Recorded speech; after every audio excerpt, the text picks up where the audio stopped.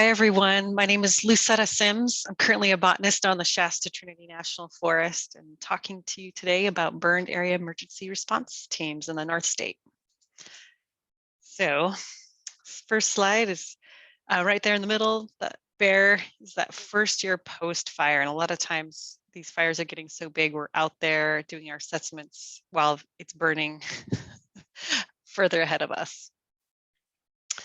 So what is BAER? It's none of those things crossed off. It's just for emergency life, limb, property, and natural resources. And that's where I come into play, working as a botanist.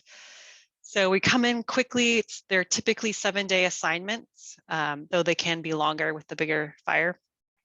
And we're just out there identifying critical assessments, evaluating risk, and going forward to develop our response and proposed treatments.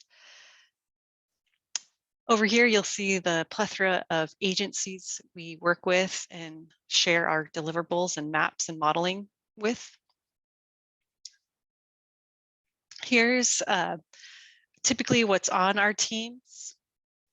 Although when I get there onto an assignment, besides getting to know my team members, I try to find the resource advisors, talk to any local specialists, get the old IAPs, get the current IAP or incident action plan, and then talk to the firefighters on the ground.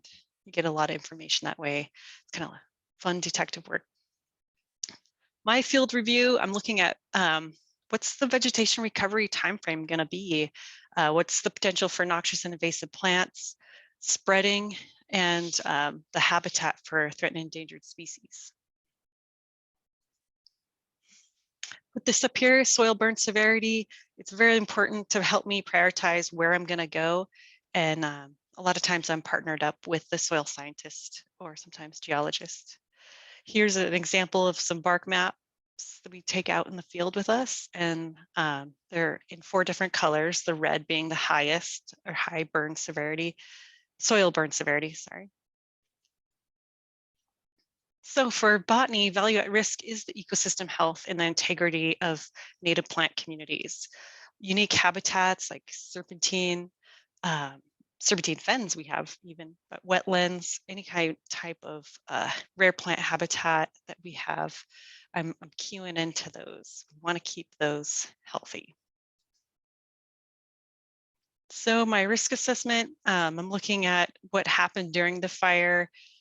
Were unwashed equipment brought in from across the states. I'm looking at when the weed wash station was brought in, at what point in time and where, just getting any kind of backup rationale to help me come up with my risk assessment. It's pretty much split into 2. I have suppression related and I have burn related.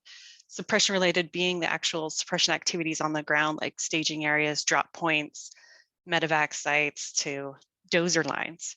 And then the burn related would be really that high severity burn in an area that has a site of a rare plant that I'm concerned about.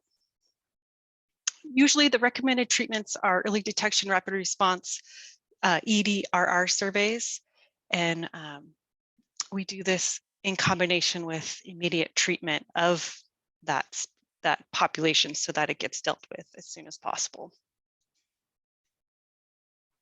Okay, I pretty much mentioned this. I'm going to move on. This is just an example of the knob fire on the 6 rivers this last year. It's a pretty small fire of areas I'm proposing for treatment. These drop points, these dozer lines, I was able to rationale to get covered even though it's outside of the footprint. They were created during the suppression, and they had potential impacts for being spread with star thistle and Scotch broom. All right, so from there, we usually give our presentation to the RO, not the RO, sorry, the forest leadership team. Our package goes to the RO, but our specialist reports gets put into this 25-8.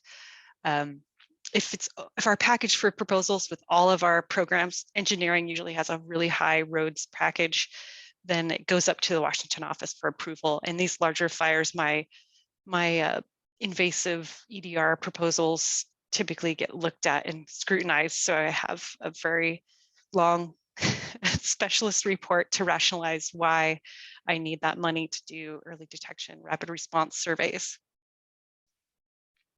Lastly, some closing thoughts. keep this quick.